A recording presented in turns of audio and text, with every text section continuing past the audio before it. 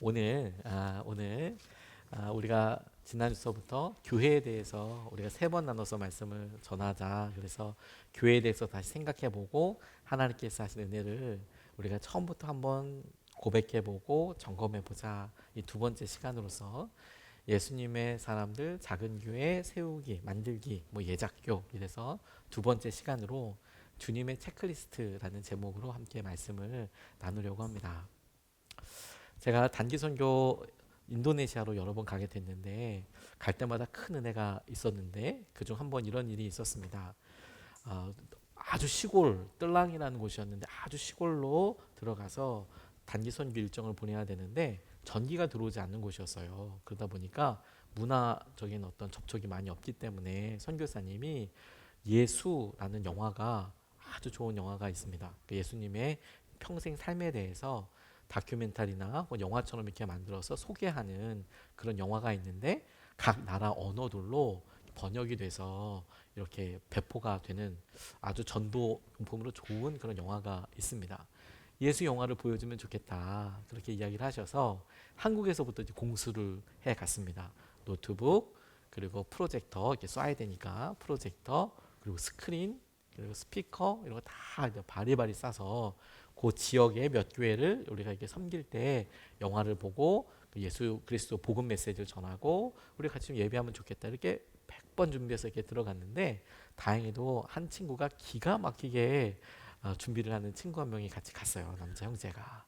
사실 그때 그 친구가 직장도 그만두고 갔어요. 사업도 그만두고 갔어요. 하나님의 부르심 앞에 서고 싶다고 그렇게 가게 돼서 정말 기도로 열심히 준비하고 갔습니다.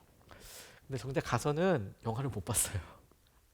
배에다 싣고 가방에다 막 바리바리 싸고 그렇게 갔는데 스크린 설치하고 노트북도 준비하고 선교사님한테 미리 말씀드려서 CD는 현지에서밖에 구할 수 없기 때문에 그 나라 언어로 돼야 되니까 준비하고 그다음에 발전기까지 수배해서 전기가 없으니까 발전기를 수배해서 다 준비를 했는데 결정적으로 그 형제가 그렇게 다 정리하고 체크하고 그랬는데도 불구하고 케이블을 안 갖고 왔어요.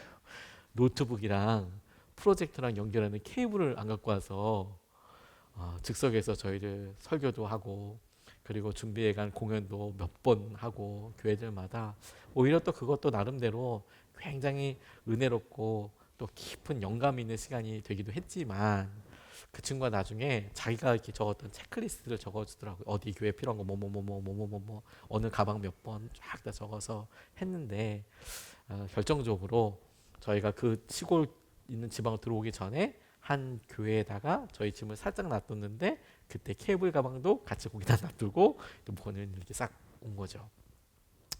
체크리스트라는 게 뭐 특별하고 새로운 게 아니라 우리가 어떤 일을 중요한 일을 할 때에나 사람을 만날 때에나 우리가 이것은 꼭 놓치면 안 돼 라고 해서 제일 먼저 점검해야 될 꼭 필요한 요소 혹은 중요하기 때문에 확인해야 될 것들의 목록이라고 생각하시면 더 쉽겠습니다. 여러분들이 우리 교회를 방문하셨을 때 혹은 다른 교회를 이렇게 방문하실 때 이 교회는 어때? 우리 아이들 혹은 목사님 혹은 교회 시설, 주차장 나름의 체크리스트와 우선순위가 있으시겠죠. 근데 똑같이 여러분 우리 삶에 그런 체크리스트가 있다라는 것을 우리가 그냥 삶에서 너무 일반적으로 경험하고 있지만 하나님께도 체크리스트가 있지 않겠습니까? 우리 주님께도 체크리스트가 있지 않겠습니까?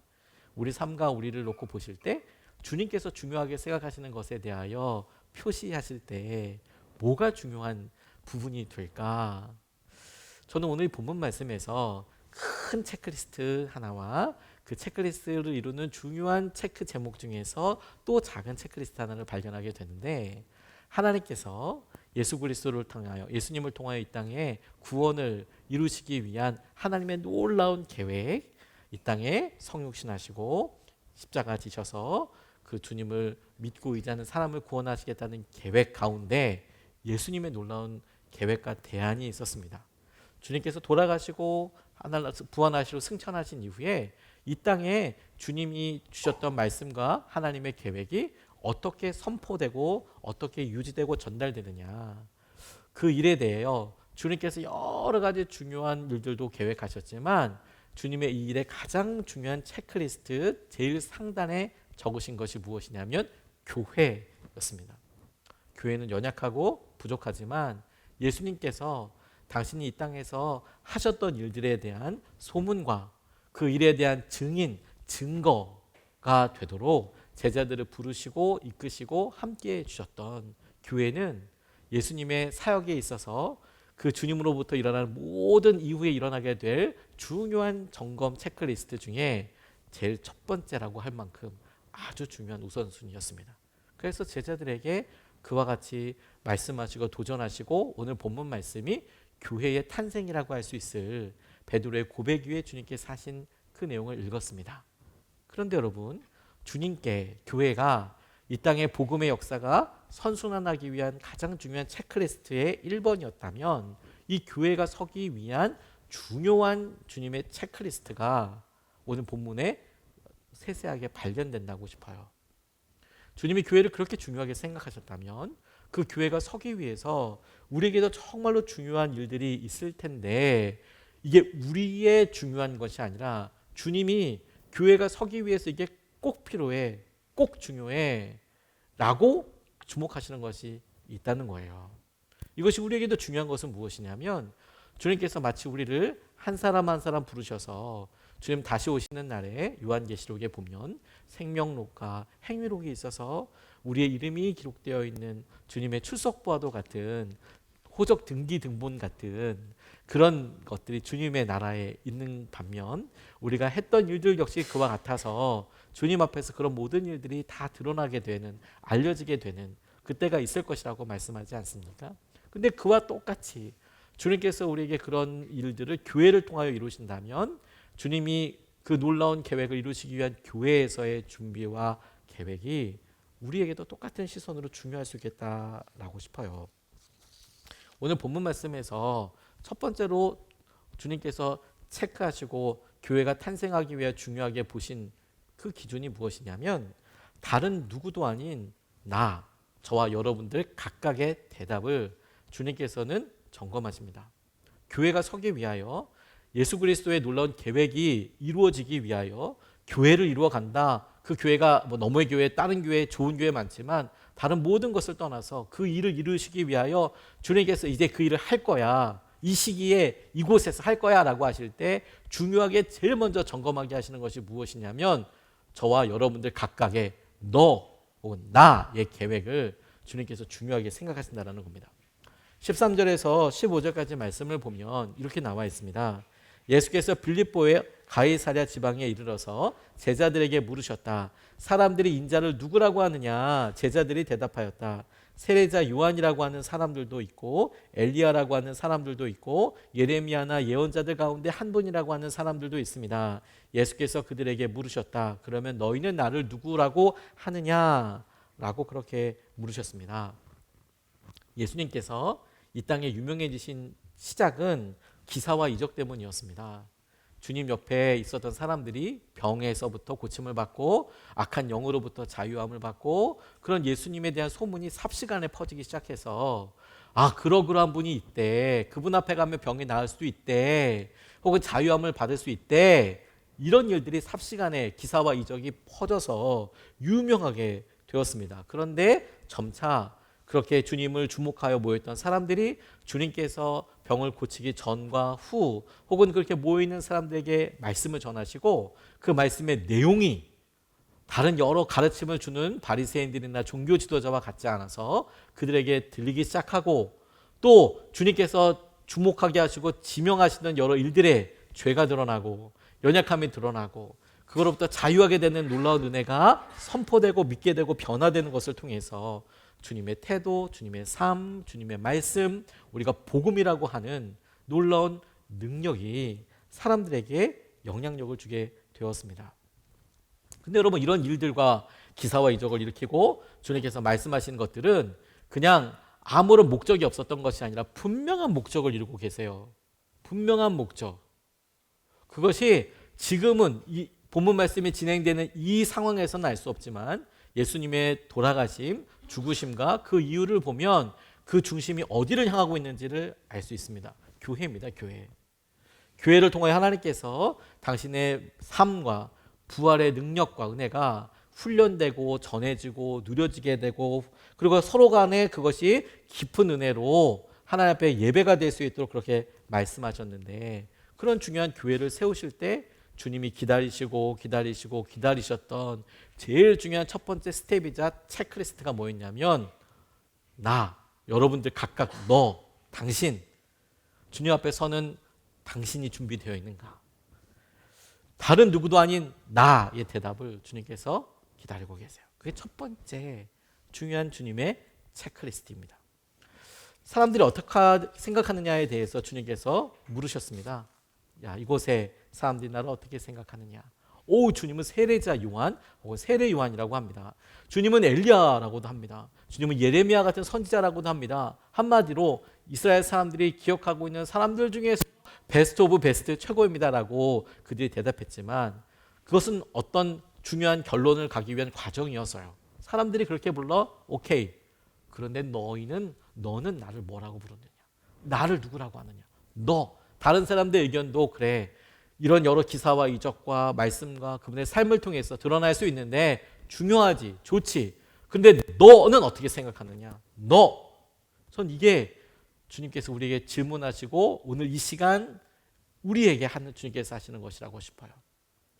우리가 보기에 우리의 연약한 삶이 어떠하든지 우리가 판단하기에 우리의 교회가 어떠하든지 주님께서 연약하고 부족한 우리를 부르시고 모이게 하셨을 때에 그나마 우리에게 힘든 여러 삶들을 뛰어넘게 하시고 인도하여 주시는 중요한 통로로 교회를 쓰신다고 한다면 그렇다면 여러분 주님께서 오늘도 우리에게 분명히 물으시지 않겠습니까? 그래 여러 다른 사람들 의견 말고 너는 어떻게 생각하느냐? 너는 주님의 부르심 앞에 나는 주님의 부르심 앞에 어떻게 대답하고 어떻게 붙들림 바 되고 있는가? 교회를 세우실 때 주님께 이것이 되게 중요한 체크리스트였던 게 뭐냐면 우리가 참여하지 않는다면 우리가 반응하지 않는다면 적어도 주님께서 이곳에서 이 시기에 세우려는 교회 이곳에서 하시려는 일과는 아무런 관련이 없기 때문에 그렇습니다. 그곳에 아무리 무리가 많더라도 주님 앞에 주님께서 물으시고 그래 너는 어떻게 생각해? 이 질문 앞에 주님 제가 여기 있습니다. 그 질문 앞에 대답하고자 하는 우리가 없으면 아니 우리 스스로도 대답하지 못한다면 아쉽게도 주님의 점검과 체크리스트에 우리가 중요한 것들을 다시 반응해야 하는 것이죠. 이것은 우리의 참여를 도전할 뿐만 아니라 주님께서 우리에게 여기까지 이끌어 오신 것이 우연이 아닌 특별한 목적이 있었다라는 사실을 과정을 보여주는 것이기도 합니다. 사람들에게 유명해진 것도 있지만 예수님이 하신 일들 곧 전하신 말씀으로 인해서 주님께서는 당시에 종교 지도자들에게 엄청 미움 당하셨습니다. 협박도 많이 받으셨습니다. 점점 더 그렇게 되셨습니다. 그런 내용들을 전후를 알고 있는 주님을 따르는 사람들이 예수님의 사람들이 그 예수님의 모습을 보고 대답해라. 우리가 주님의 역사하심과 마음을 보고 할 때 그 교회와 우리의 모습은 대단한 모습이 아니고 그럴지 몰라도 주님은 그런 것을 통해서 당신의 일을 이끌어 가실 때 너의 생각을, 너의 참여를, 너의 대답을, 너의 반응을, 우리의 반응을 주님이 기다리고 원하시는 것이죠. 그게 주님께서 오늘 이 시간에 우리에게 점검하고 하시는 첫 번째 것이라고 싶어요. 비록 이 질문이 이 주님께 받았을 때 그곳에 있었던 제자들 중에는 이제 교회가 서려고 하는 거야. 주님께서 요 다음에 교회를 세우시겠지. 이렇게 몰랐어요. 그냥 주님께서 이곳에서 물으셔서 너희들은 나를 어떻게 생각하느냐는 질문 앞에 우리가 그 다음에 그런 줄 몰랐어요. 그렇게 중요한 줄 몰랐어요. 그렇게 몰랐다고 하더라도 주님은 이제 당신의 다음 스텝을 가시기 위한 중요한 준비 과정으로 우리의 고백을 받기 원하십니다. 우리가 이 일에 주님의 뜻에 맞춰서 반응해야 된다고 싶어요. 두 번째로 우리가 공동체와 교회를 생각할 때 주님의 체크리스트, 그래 이 세상을 구원하고 이끌어 가시기 위한 하나님의 위대한 계획 예수 그리스도, 그분의 삶과 그분의 약속인 복음, 그 복음이 선포되기 위한 하나님의 중요한 대안이자 중요한 점검 제목이었던 교회가 서기 위해서 그 교회에 다른 누구도 아닌 우리 스스로의 자발적인 반응, 이 주님께 중요했다면 두 번째로 그 주님을 향한 대답, 우리의 삶의 고백이 주님께 굉장히 중요한 점검 제목 체크리스트입니다. 그 고백이 준비되어 있느냐? 주님과 함께 주의 말씀을 믿고 따르는 사람들이 준비되어 있느냐. 그리고 그 사람들은 다만 모여서 저분 옆에 가면 밥은 먹고 올 수 있지 떡볶이는 먹을 수 있을 거야가 아니라 주님을 그리스도라고 고백하고 살아갈 수 있는 마음의 준비가 되어 있는 사람들인가, 이게 주님께서 점검하셨던 일이에요. 오늘 15절 16절 말씀이 이렇게 이야기합니다. 예수께서 그들에게 물으셨다. 그러면 너희는 나를 누구라고 하느냐? 16절 시몬 베드로가 대답하였다. 선생님은 살아계신 하나님의 아들 그리스도이십니다. 주는 그리스도시요 살아계신 하나님의 아들입니다. 개역 개정 성경에는 그렇게 나와 있습니다만 번역상에 이제 약간 순서를 둔 것 같습니다. 선생님 살아계신 하나님의 아들 그리스도이십니다. 이렇게 대답합니다. 이 대답을 하니까 주님이 말씀하시기를 18절에 나도 너에게 말한다. 너는 베드로다. 나는 이 반석 위에다가 내 교회를 세우겠다. 죽음의 문들이 그것을 이기지 못할 것이다. 이렇게 대답하시고 선포하세요. 교회를 세우는데 너 이름 위에, 이 이름 위에, 이 반석 위에다가 내 교회를 세우겠다 할 때 이 반석은 베드로가 고백했던 주님은 그리스도이시고 살아계신 하나님의 아들입니다 라는 이 고백을 하는 사람들 위에 함께 주님이 허락하시는 교회가 서게 될 것이다, 이렇게 이야기하신 거예요. 다시 말해 이번에 이렇게 이야기하겠죠. 주님의 마음이 아무리 간절하고 하나님의 계획이 아무리 놀라워도 교회를 세우겠다라는 사람이 없는 이상 교회는 설 수 없습니다. 주님의 계획도 이루어지기 어려워 보입니다. 적어도 교회가 쓰는 방법을 통해서. 두 번째, 그렇게 사람이 아무리 많더라도 예수님을 구주로 그리스도이시고 살아계신 하나님의 아들이라고 믿고 따르는 사람이 없다면 역시 어려움이 되겠죠. 교회를 세우시는 데 있어서 주님께서 기다리셨던 고백입니다. 그 구체적인 내용이 주님께서 살아계시다. 하나님은 살아계신 하나님이셔. 살아계신 하나님이시고, 그리고 그 주님은 살아계신 하나님의 아들이셔. 그러니까 하나님이 살아계시다는 것과, 그리고 예수님이 살아계신 하나님의 아들이라는 것과, 그리고 그 예수님이 우리의 죄를 구원하시기 위하여 이 땅에 오신 그 약속된 그리스도라는 것을, 우리의 죄를 용서하시기 위하여 하나님께서 약속하시고 기다리게 하셨던 메시아, 기름 부음 받은 자 그리스도라는 것을 믿는 고백이 주님께 기다리신 거예요. 주님께서 그 고백이 있을 때까지 기사와 이적과 많은 만남들이 있었지만 기다리시고 기다리셨죠. 그리고 마침내 그 고백이 있자마자 주님께서 그 위에 축복하시고 선포하신 거예요. 근데 여러분, 이와 같은 일들을 물으셨던 장소가 중요합니다. 오늘 이 본문에서 13절 말씀은 빌립보의 가이사랴 지방이라고 이야기하고 있는데, 이 빌립보의 가이사랴라고 할 때 이 가이사랴는 황제의 이름에서 차용된 것입니다. 우리가 가이사 성경에 이렇게 나와 있고, 혹은 영어로 카이사르라고도 하고 시저라고도 하는 것은 사실 똑같은 단어입니다. 가이사는 한자로 카이사르를 음역한 것이고, 카이사르는 라틴어로 율리우스 카이사르의 카이사르를 읽은 것이고, 영어식으로 이름인 시저라고 읽을 뿐이지 사실 똑같은 스펠링이랑 똑같은 이름입니다. 가이사랴는 뭐냐면 이 시저, 카이사르, 가이사가 황제의 호칭이 되었는데, 이 황제의 호칭을 닮아서 황제에게 드려지는 도시라는 의미를 가지고 있습니다. 그러니까 빌립보에 있는 가이사랴, 황제를 위해서, 로마의 황제를 위해서 만들어진 도시, 그 이름으로 받드는 도시. 근데 여러분, 아무데나 해놓고 야 이건 가이사랴야, 이건 왕에게 바쳐진 도시야, 이렇게 얘기하면 큰일 났습니다. 왜냐하면 황제의 권위와 위엄이 있기 때문에 그만큼 시설과 환경들을 갖춰야 되는 거예요. 일단 사이즈. 당시에 유대 땅을 통치하고 있었던 헤롯은 건설에 거의 미친 듯이 주목했는데, 그가 갖고 있었던 이런 모든 일들을 그 지역에다 거의 몰빵하다시피 해서 엄청난 건축 시설들을 이렇게 만들었어요. 황제에게 바쳐질 거니까. 그냥 대충 만들지 않고 완전히 도시 자체를, 큰 원형 경기장부터 시작해서 엄청난 시설들을 그렇게 만들었습니다. 도시 전체를. 일단 사이즈가 기본적으로 되어 있고, 그리고 뭐 경기장이나 유력 시설들이 있어야 됐고, 그리고 또 하나 중요한 게 뭐였냐면 거기에 신을 기리는 신전이 있었어야 됐어요. 그리고 당시에 로마의 황제는 신같이 여겨졌습니다. 신같이. 그래서 신전에 황제를 섬기고 함께하는 그런 고백들이 있고 했었습니다. 예배도 있었습니다.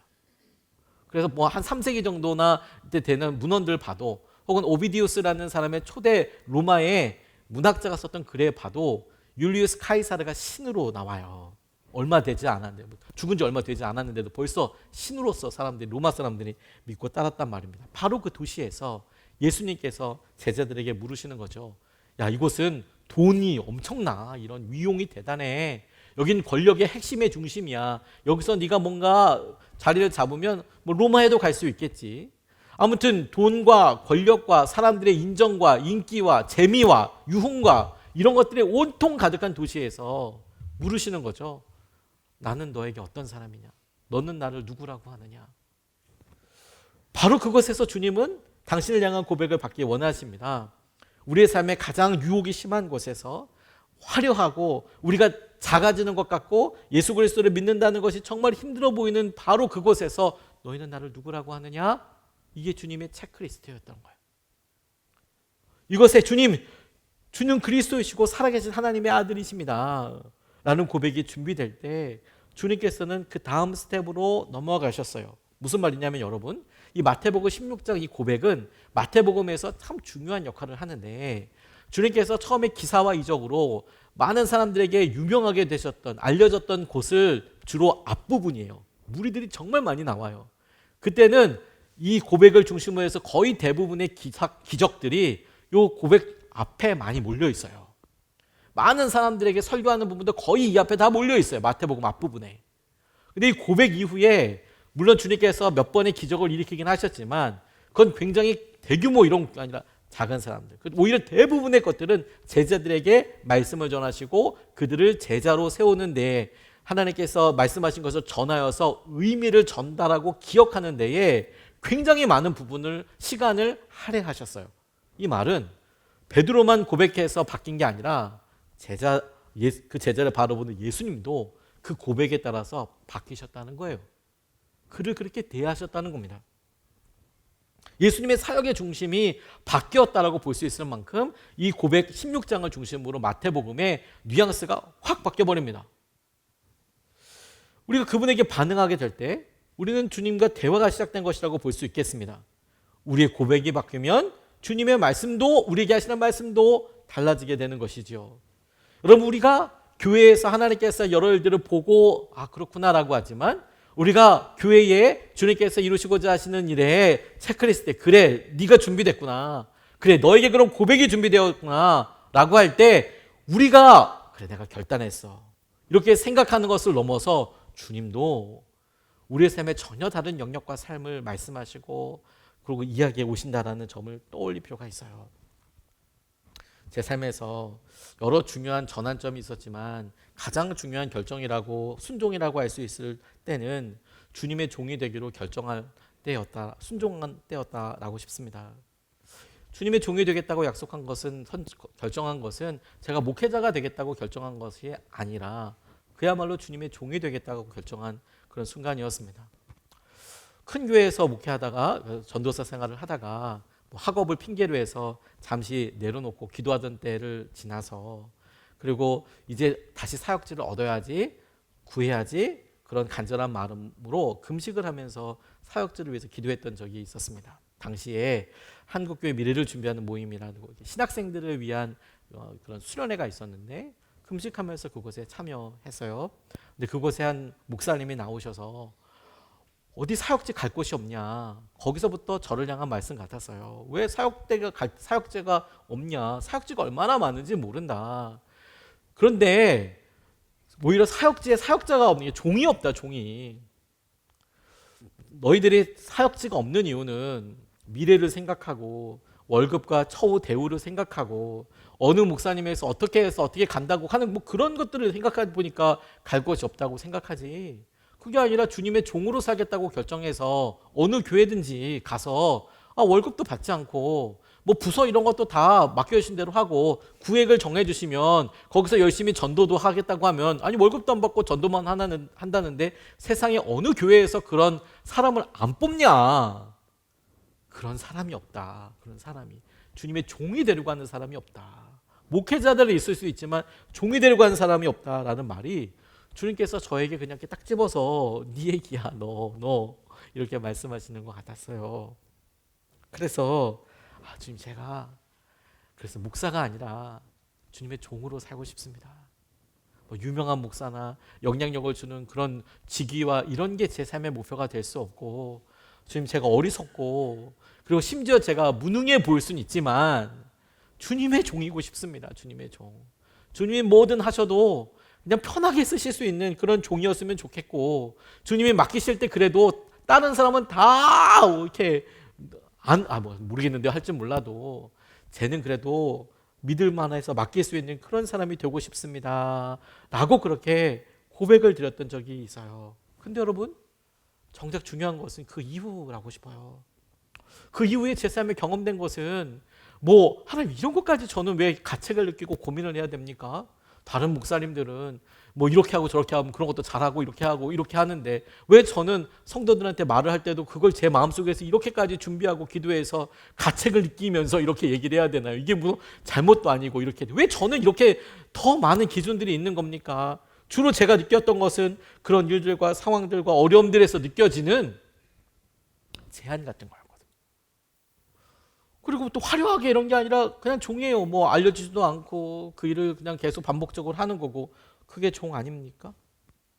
근데 여러분 제가 이 말씀을 준비하고 개척의 과정을 돌아보고 제게 느껴진 여러 은혜들을 생각할 때 주님께서 저에게 종이라고 생각하시기 때문에 그런 일들을 맡기시는구나. 주님께서 저를 종이라고 생각하기 때문에 이런 일을 맡기시는 거구나. 내가 목사가 아니라 저 목사 맞습니다. 저 정식적으로 잘 해서 잘 목사 안수를 잘 받았습니다. 이게 또 오해가 될 수 있으니까. 근데 목사로서의 중요성이 아니라 주님 나 종이니까 이런 것들을 다루시고 얘기하시는 거구나.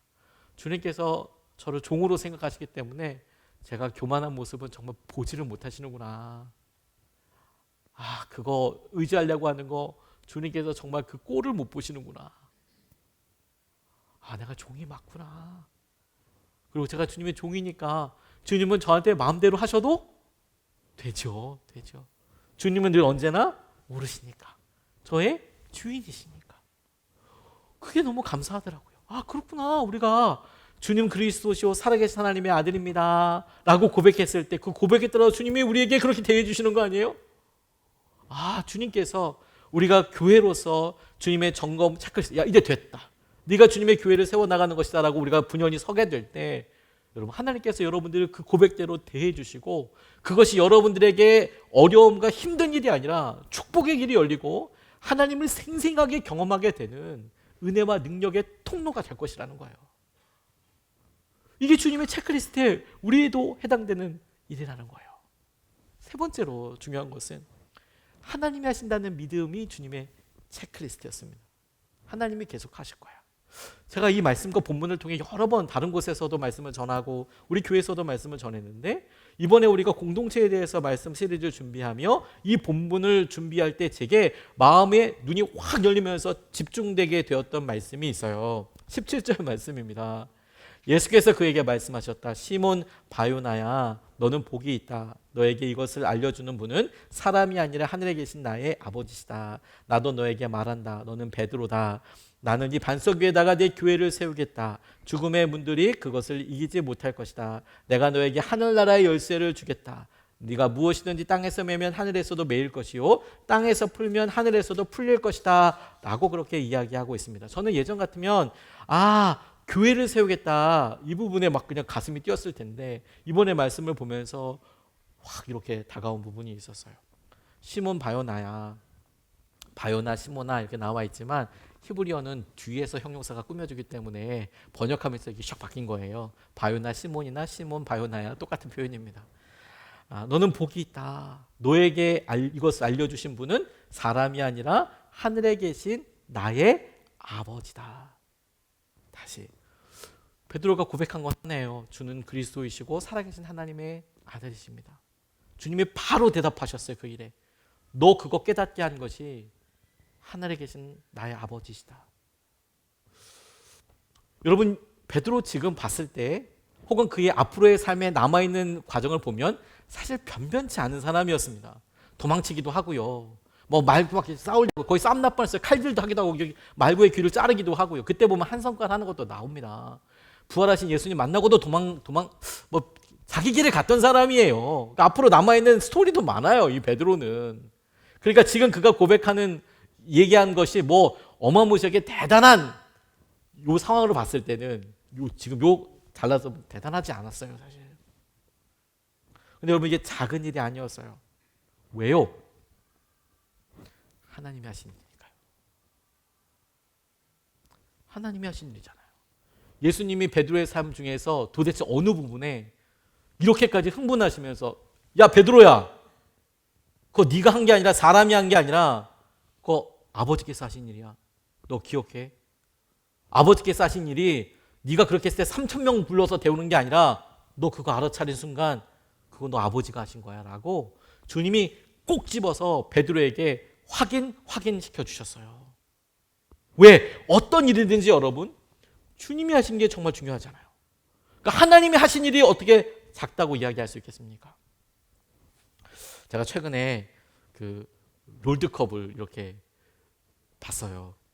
사실 본 건 아니고 저는 게임을 해본 적도 없고 어떻게 하다 보니까 그 저한테 추천이 엄청 되는 거예요. 롤드컵이 막. 근데 저는 이제 눈이 어리어리해서 도대체 무슨 뭐 궁극기를 쓴다는지 잘 몰라요. 사실 거기 있는 캐릭터도 잘 눈이 어리어리해서 잘 안 보이고 못 따라가겠어요. 이 동체 시력이. 근데 그렇게 막 하고 우리나라가 롤드컵에서 5번째 우승했다고, 그리고 그 핵심에 페이커라는 선수가 있다고. 혹시 여러분들 페이커 아십니까? 이거 모르시면 약간 그렇습니다. 네. 근데 저도 사실 잘 몰라요. 근데 여러 개 검색해 보니까 페이커가 손흥민보다도 연봉이 많다 하더라고요. 이해가 어느 정도인지 되십니까? 손흥민보다도. 사실 전 손흥민도 얼마 받는지 몰라요. 페이커가 그 정도 받는다고 하더라고요. 그래서 이 롤드컵 5번째 우승했던 게 뭐 어떤 의미다, 역사이다, 막 이건 대단하다 그래서 젊은 사람들은 신이라고 여겨요. 신. 정말 신. 그래서 뭐 예배 시간, 그래서 그 게임 앞에서 유튜브 보고 그래요. 이 예배 경비하는 시간이라고. 그래서 또 이런 생각을 해봤어요. 페이커를 전도해야 되는구나. 제 2번째 전도 대상은 분당에 산다는 아이유가 첫 번째고, 2번째가 페이커를 전도하면 우리 젊은 세대한테 대박으로 말씀 전할 수 있겠구나. 그런 생각이 들었어요. 그런데 그러다 보니까 여러 추천된 것들 중에서 뭐 그가 어떻게 했고 뭐 이런 건 잘 모르겠지만 제가 되게 주목했던 게 있어요. 제가 보았던 페이커에 관련된 것들은 인성 논란이 없다는 부분이 되게 특별했거든요. 20대 후반인데 수십억, 수백억을 매년 버는데, 매년 그렇게 버는데 그런데 본인 한 달 용돈이 20만 원이라는 거예요. 자기는 뭐 할 것도 없고 하루 종일 게임만 하고, 그렇다고 뭐 음주 가물을 즐기는 것도 아니고 20대 후반이에요. 20대 후반인데 11년 동안 그렇게 프로게이머 하면서 뭐 별로 쓸 거 없다고, 자기는 그래서 뭐 옷도 살 것도 없고 아무것도 할 거 없는 거예요. 그래서 한 달에 딱 20만 원 용돈 쓴대요. 용돈. 대단하죠. 물론 결혼을 해봐야 또 우리가 그걸 알죠. 그 사람이 또 결혼하면 어떻게 변할지는 모르겠지만, 그러면서 그 페이커 인격에 대해서 얘기하는 부분이 참 되게 젊은 청년인데 참 대단하다 이런 생각이 들었는데, 영상 추천된 걸 이렇게 보다 보니까 한 영상에서 이런 게 있더라고요. 과거는 안 그랬다. 과거에는 좀 바른 말을 하기도 했다. 어린데도 불구하고, 왜냐하면 고등학교 중퇴하고 선수 생활을 했으니까 바른 말을 하기도 하고, 오랫동안 뭐 나이가 많아도 뭐 그렇게 막 얘기하고 그런 때도 있어서 쉽지 않았을 때도 있었다라고 조심스럽게 이야기를 하더라고요. 제가 그걸 보면서 사실 더 많이 감동을 받았어요. 뭐냐면 여러분, 저와 여러분들 마음을 솔직히 한번 생각해 보자고요. 프로 선수로 11년, 게임한과 뭐 15년 정도 했을 텐데, 여러분 10년이면 우리의 마음의 교만이 바뀝니까? 여러분들 마음 바뀌었습니까? 10년이면 여러분들의 교만함과 여러분의 인격이 바뀌었습니까? 바뀝니까? 10년이면 바뀝니까? 사실 저는 좀 대단한 것 같아요. 10년 잘 모르겠어요. 근데 제가 이렇게 보고 여러 기록이나 이런 걸 보면서 봤을 때 10년인데 그의 삶이 적어도 처음과 다른 그런 길로 나아갔다면 그게 진짜 기적이네. 야, 롤드컵 물론 젊은 사람들 학생들은 인정 안 할지 모르겠지만 롤드컵 5번 한 것보다 야 성격이 그렇게 겸손해지고 사람들 깔보지 않고 하게 변했다는 거가 제가 봤을 때 더 기적인 것 같은 거예요. 그나마 그렇게 승승장구하고 사람들이 다 오유 페이커 페이커 페이커 하면서 이렇게 하는데도 그런데도 그의 삶이 변했다면 질적인 변화가 있었다면 와 그거 진짜 기적 아니야? 도대체 어떻게 해야지 그렇게 변하나? 여러분 우리는 대부분 성공하거나 잘 되거나 사람들이 인정받으면 거꾸로 이게 화가닥 뒤집어져 가지고 엄청 교만해지고 엄청 사람들한테 막말하게 변하지 않습니까? 근데 그렇게 변했다는 거예요. 변한 것처럼 보인다는 거예요. 저는 여러분 이게 너무 중요하다고 싶어요. 왜냐하면 우리의 삶도 사실 그렇거든요. 삶의 변화들을 우리는 잘 몰라요. 그래서 어떤 승리 되어지고 보여지는 일들에 우리가 어떤 중심과 자를 되기 쉽습니다. 그런데 정말 주님께서 우리에게 주시는 것들은 크고 화려한 것들만 있는 것은 결코 아닙니다. 크고 화려한 것만 계속 된다면 우린 정말 힘들 거예요, 여러분. 우리가 우리 수험생들을 위해서 기도하는데 간절히 기도하죠. 새벽마다 이름 불러가며 기도하고 뭐 저는 개인적으로 기도할 때마다 그렇게 기도하는데 우리가 이미 겪어봤으니까 그 일이 되게 부담스럽고 힘들다는 건 알지만 큰 삶의 전환점이라는 건 점이 더 중요하잖아요.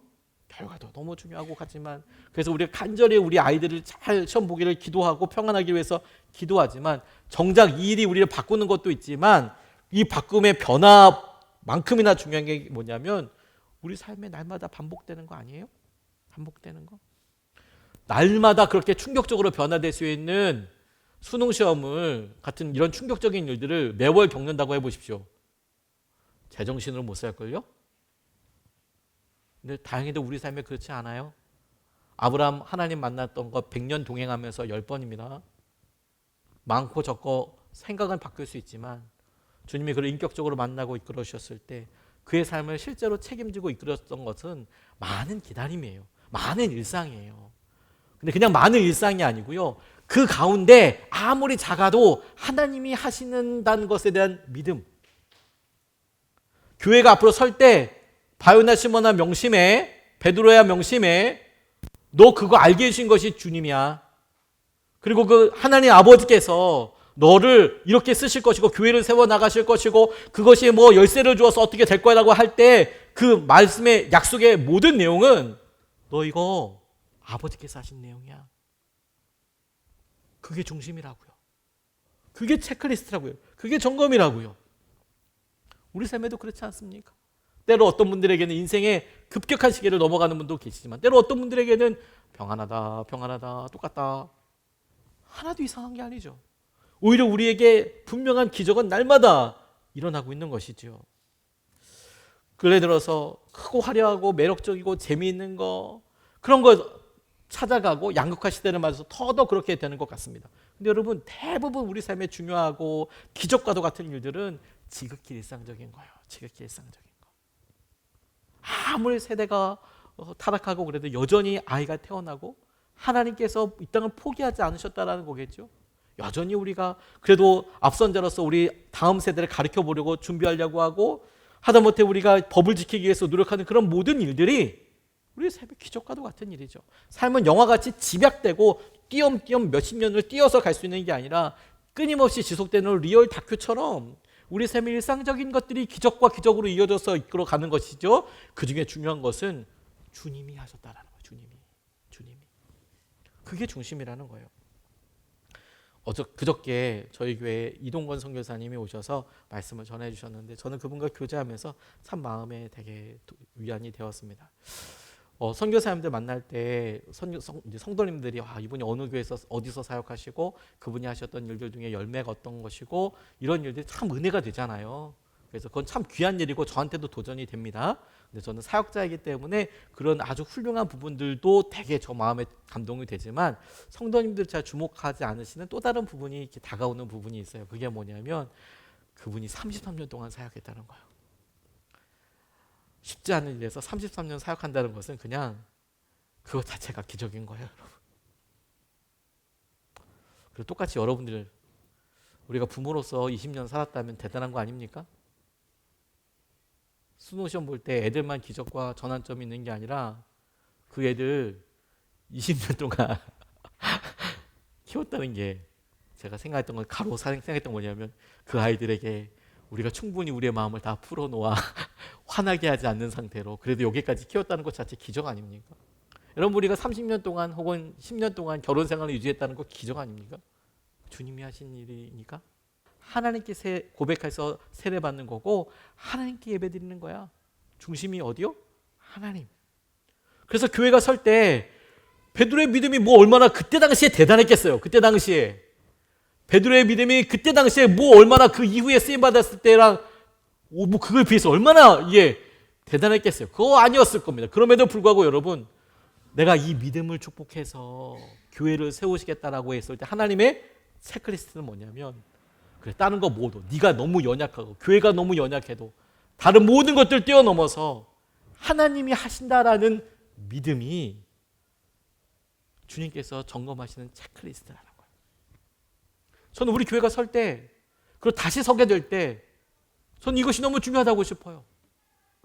우리가 외적인 여러 일들도 너무 중요하고 행하려고 노력하겠지만 하지만 우리의 본질적인 것은 하나님은 뭘 하시든가 하나님은 뭐를 집중하시고 우리에게 무엇을 원하시는가 그게 우리 삶에 그대로 이루어질 때 우리는 비록 우리의 일상이 바쁘고 우리의 공부가 힘들고 여러 일들이 있지만 그런 연약함에도 불구하고 우리에게 주신 이런 연약함을 통하여서 하나님의 큰 그림 가운데 그래 너는 사업을 하지 너는 지금 직장을 다니지 야근이 많지 너는 공부를 열심히 하지 너는 지금 너무 어렵지 경제적으로 그런 모든 일들이 베드로가 내가 고백합니다 라는 일상의 그런 작은 일처럼 보이는 그 일을 통해서라도 하나님께서 그를 붙드시고 이끄시고 행동하셔서 그 다음 놀라운 은혜를 이끌어 가시는 통로가 되게 하실 거예요.